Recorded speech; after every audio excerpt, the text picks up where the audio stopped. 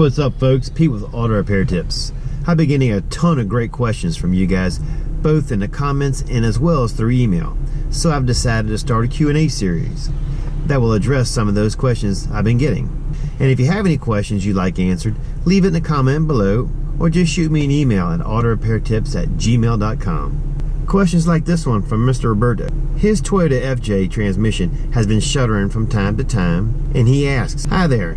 First, thanks for the clear video." Well, you're welcome, Mr. Roberto. Glad I could help you.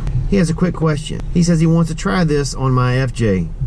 He has a doubt, though, of how many quarts to buy, because I mentioned quarts in the video, but my images show 12 bottles of 5 quarts each. That's a great question, Mr. Roberto. First off, they were just images of what type of fluid to buy. That being said, always, and I want to be clear to you, you should always check your owner's manual to confirm how many quarts and also what type of transmission fluid you should be using.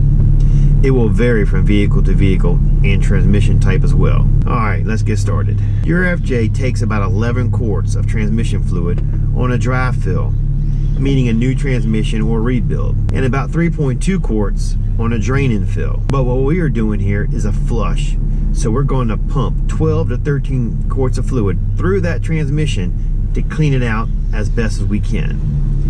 After that last quart goes into the transmission, keep an eye on that fill check, just like I showed you in the video. And I'll put a link to that video up here at the top. Just as it barely starts to come out, your transmission is full. I've done this on a ton of FJs, and it's worked just about every single time. It's a lot cheaper to try this procedure first than it is to pay for a rebuild. Okay folks, I'm going to wrap up this Q&A session today and remind you to smash that like button, keep the questions coming, and don't forget to subscribe.